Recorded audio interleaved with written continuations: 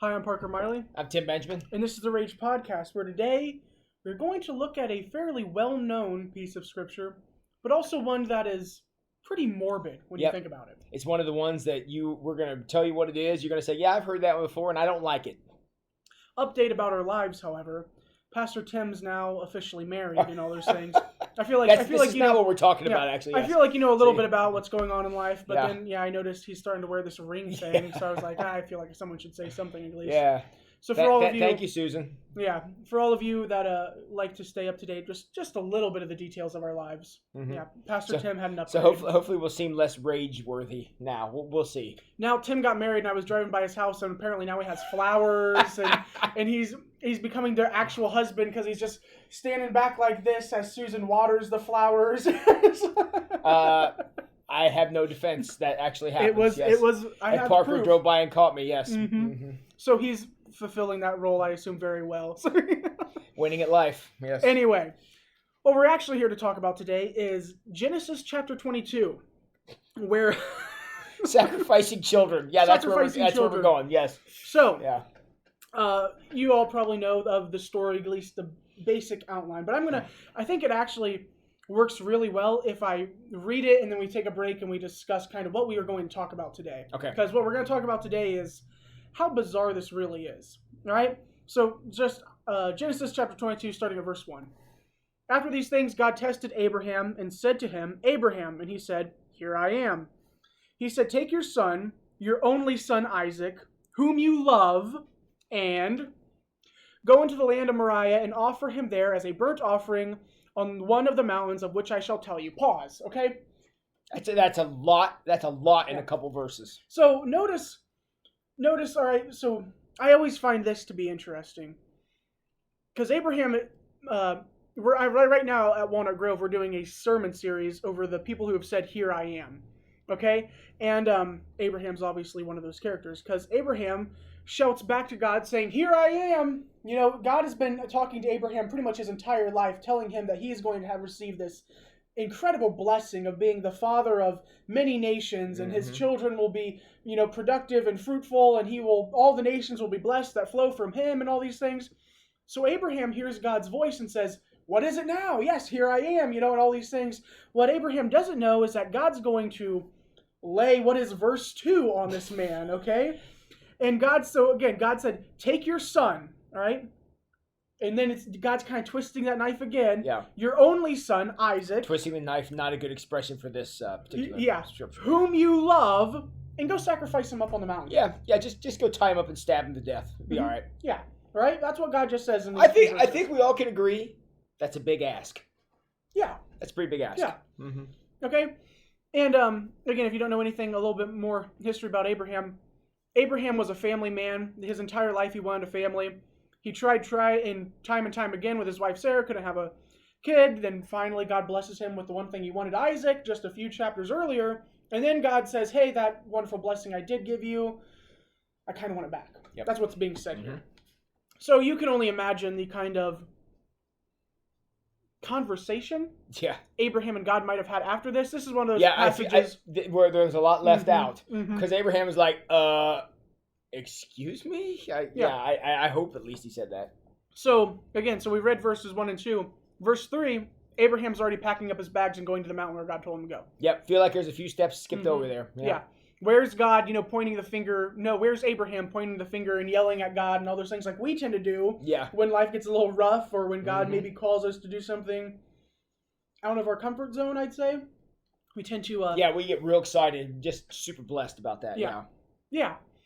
So, God obviously sees here in verse 3 that Abraham said yes. We don't actually have Abraham saying yes, but next verse says Abraham's packing up his bags, he's loading the donkey, he's bringing 2 servants with him, and he's grabbing Isaac and saying, let's go on this trip to this mountain that God's called us to go to, all right?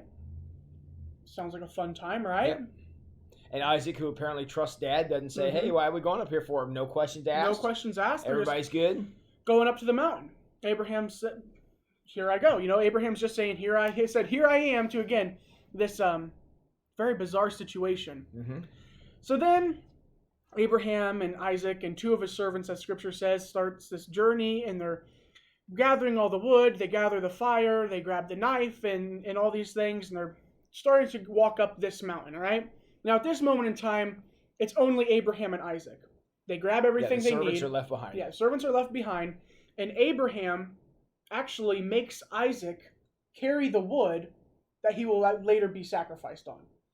I find that to be... Under the plan, yes. Yeah, I find that to be a little bit interesting. All right, so God's looking down... And by interesting, he means morbid. Go ahead. Yeah, yeah. So God's looking down on this entire situation here, and he sees Abraham is so far has not turned away from doing what God has commanded him. So the question that always pops into my mind is, why did God make Abraham go as far as raising the knife above his son? Yeah.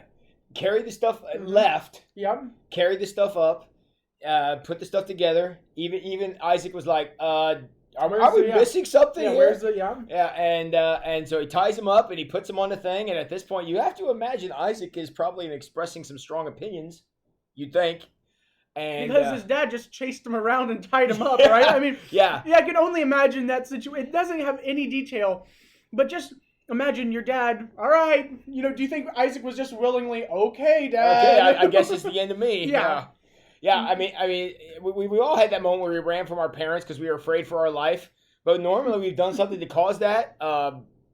Isaac is just there. I don't know. Yeah, and Isaac's would be a young man in this situation, and he'd be old enough to know what was going on, or else he wouldn't have asked about the ram. And because he was also old enough to carry up the wood. Okay, so he wasn't like an infant. Yeah, he had to be at least 10 or 11 years old. Abraham was at least over 100 years old, because Abraham lived to be 175. Well, he was 100 when he was born. Yeah. Yeah, and he was 100 when he was born. So Abraham was probably, let's just shoot in the middle, 130-some year old. Okay. Yeah. So picture that 130-year-old man chasing a 10-year-old boy around with a rope and a knife.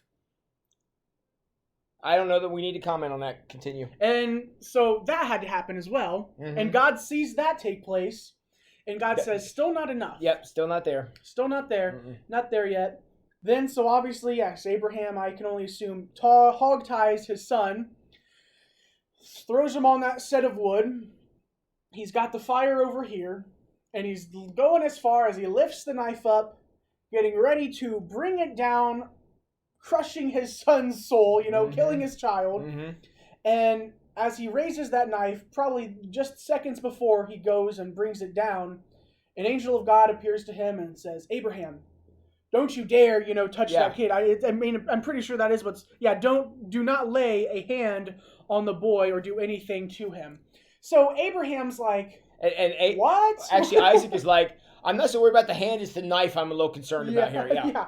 Yeah. So we have this entire long passage of scripture here that is for telling us everything that Abraham had to go through before God said, hey, you've passed the test.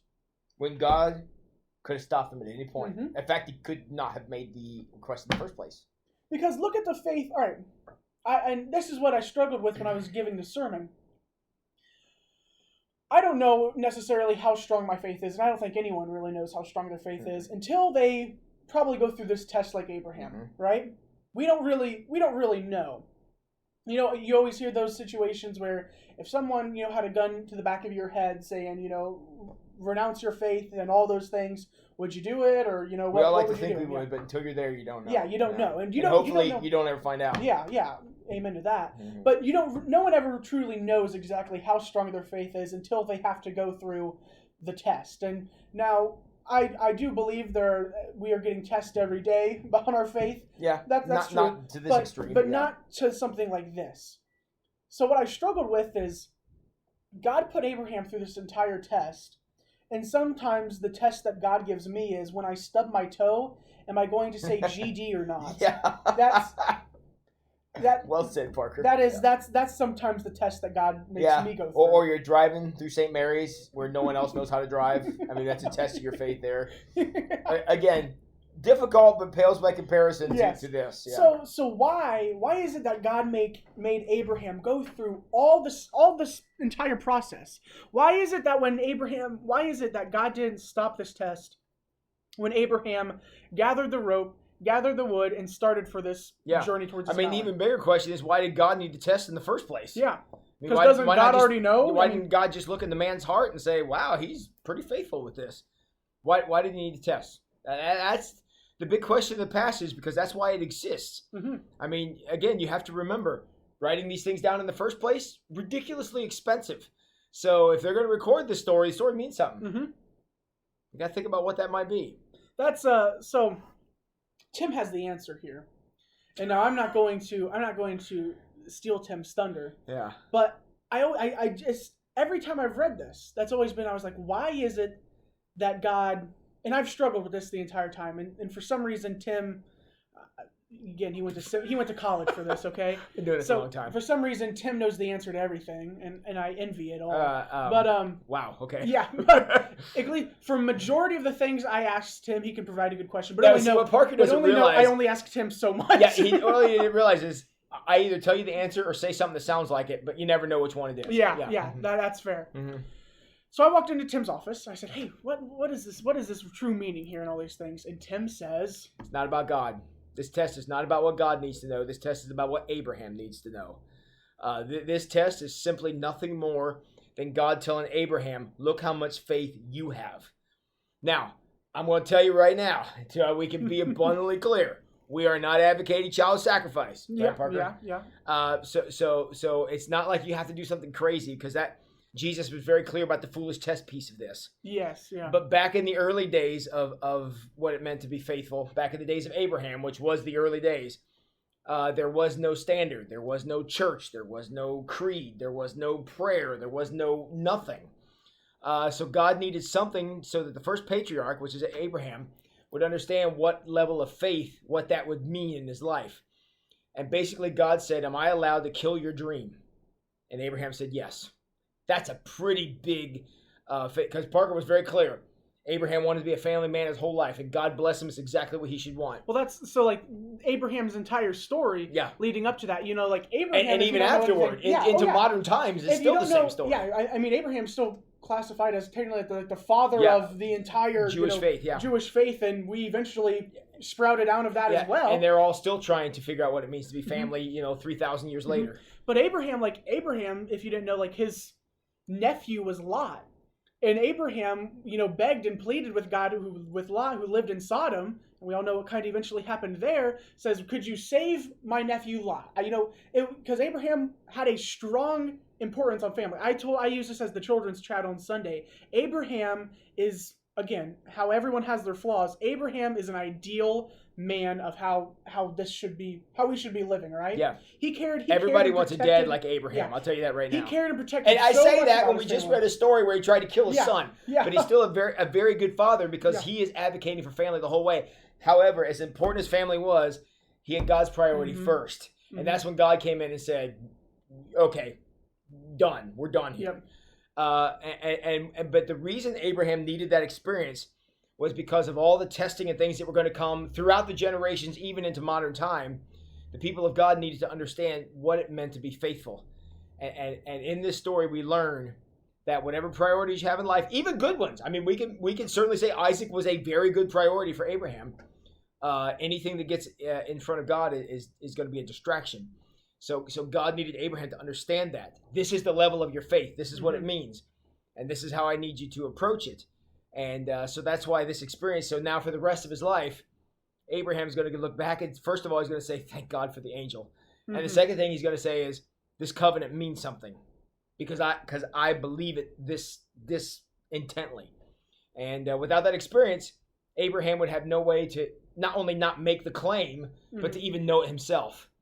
It took an experience this extreme, this over the top, to help him realize that. Does God still test us in that way today, as far as saying, go kill your children? No. Again, I want to be very clear. The only reason this existed is because there was no way to tell back in those days. Today, we have the church. We have prayer. We have the Holy Spirit. We have Jesus. We have pastors and clergy and folks like us to come along and help you figure that out. In those days, those didn't exist. So God needed something extreme to help Abraham understand. That's why we can say, look at that and say, yes, that was God's doing, but if you try it today, you're going to jail. It's exactly where you belong. So that's why we can say the difference is because the situation is far different today than what it was then. And no children were actually harmed in the process, except maybe Roburn. Yeah. Yeah. And being traumatized. I mean, come on, an old man. How much trauma did Isaac really have? Okay, Isaac lived a pretty good life after that. I don't know. I don't know. Every time Abraham went to cut up the steak or something for supper, I bet Isaac sweated a little bit. Yeah, I'm sure. Yeah, I'm sure every time Abraham held a knife in his hands after that. Yeah. But so that was the question I had. I was like, why did God make Abraham go through this entire thing? And if you don't, and I think Abraham's story is actually one that I don't think a lot of us give enough credit to. Yes, we all talk about that is true. We all talk about Joseph and all those guys, some of those famous people of the Old Testament, but Abraham has a excellent story because he was the first in a lot of ways. Because Abraham pretty much started everything else in the Old Testament.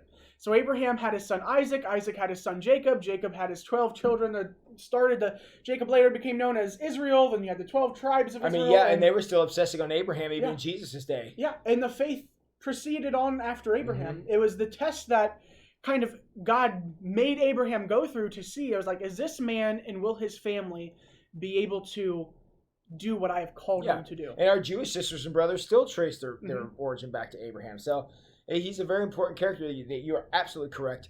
Does not get the level of attention he deserves, for sure. Yes.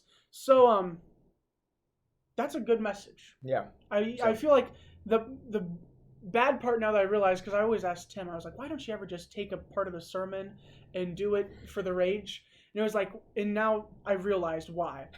Because it was like, well, because I miss out on all the things I should have said in the sermon get said on Tuesday now. So, which is the bummer. But Abraham's got a great story. I encourage you read it's not actually a really long story. It's not anything. Not for as powerful as it is. It's not very long. Compared to like Joseph. Joseph takes up pretty much 2 books, you know. But no, Abraham's story is really good and it's fairly short. I encourage you.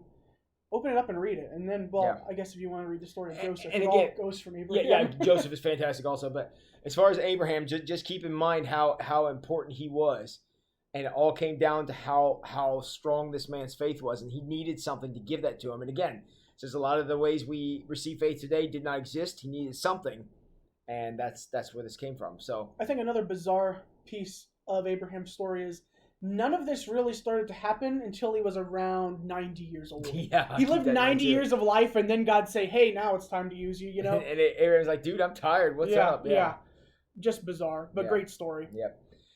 So, what we want to do is help you to realize how. I guess the whole point of this story is the importance of faith. How important faith is. And you don't know how strong your faith is until it's tested. And clearly, Abraham was tested here. I mean, there's. Whatever your opinion of the story is, there's no doubt in that. And so sometimes the trials in life, and they do come along, and it's during those times that not only do we figure out more of who we are, but we get an idea of what we believe. Because as soon as you're tested, stuff that you don't believe is going to get deleted. It's going to be gone. And but the things that you truly believe and truly hold dear, you will hang on to them. Even if they're taken from you, you'll still hang on to them. Mm-hmm. And that's an important message that Abraham clearly learned in this very horrible passage. So keep the faith, I guess. What we're going to say today. We appreciate you guys tuning in as we always do. And Parker, you got anything else for the good of the order? Really read the story. Genesis 22. It's good. It's a good read, and it's really short. And no matter how bad your kids are, don't stab them. Yes. You'll learn that at the end. Have a great day, everybody.